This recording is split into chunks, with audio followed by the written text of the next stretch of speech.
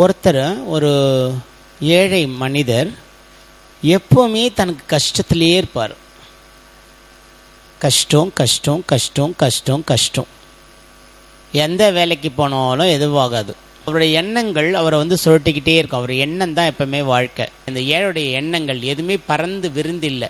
என்னால் முடியல, எனக்கு ஒரே கஷ்டம், எனக்கு ஒரு கஷ்டம், எனக்கு ஒரு கஷ்டம் அப்படின்னு எண்ணத்தோடு இருந்தான். அவருக்கு ரொம்ப ஆச்சரியமாக இருந்தது.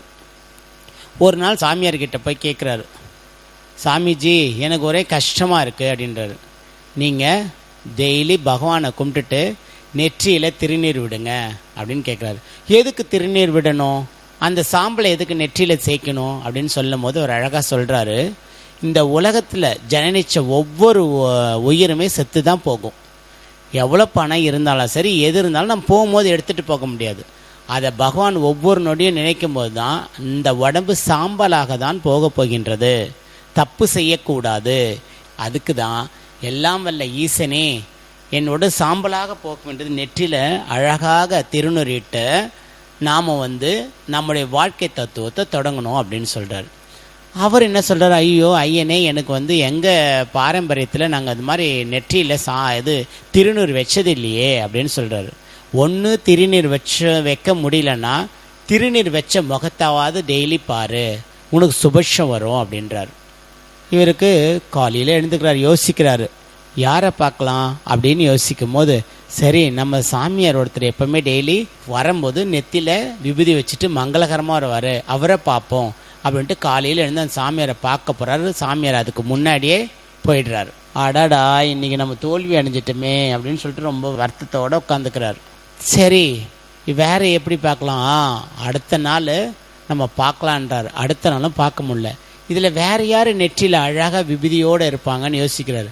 ஒரு ஆச்சாரி எப்போவுமே அவர் நெற்றியில் விபூதி வச்சுட்டு குங்குமம் வச்சு அழகாக வேலை தொடங்குவார். அவர் வேணால் பார்க்கலான்ட்டு வேகமாக போய் அவரை பார்க்கலான்னு போனால் அந்த ஆச்சாரியும் பார்க்க முடியல. எங்கே அந்த ஆச்சாரி போயிருக்காரு அப்படின்னு யோசிக்கும் போது அவர் அவருடைய வயல்வெளிக்கு போயிருக்காரு அப்படின்னு சொல்கிறார்.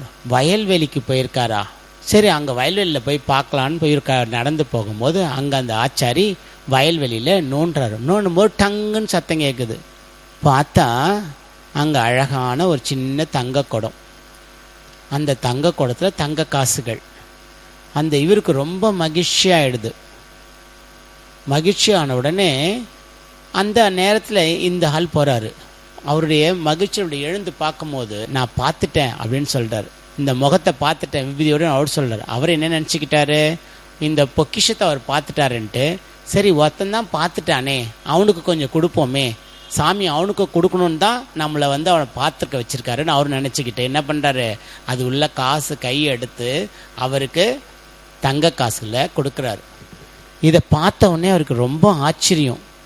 விபூதி வச்ச ஒருத்தரை பார்க்கும் போதே நம்மளுக்கு இவ்வளோ நன்மை நடக்குது, டெய்லி பகவானை கும்பிட்டு விபூதி வச்சா எத்தனை நன்மை நடக்கும் அப்படின்ட்டு அன்னிலேருந்து குளித்து விபூதி வச்சு சந்தனம் வச்சு சாமி கும்பிட்றாரு. சாமி கும்பிட்டு நினச்சிக்கிறாரு நம்ம விபூதி வைக்கிறோம் இன்னும் வசதியாகும்ன்ட்டு. அப்போ சாமி சொல்கிறாரு, நீ விபூதி வச்சுக்கிறது உணர்தல், மனசை தூய்மையாக வச்சுக்கிட்டு பக்தியோடு விபூதி வச்சுன்னா கண்டிப்பாக நான் உன் கூடயே உன் இதயத்திலேயே வாழ்வேன் அப்படின்றாரு.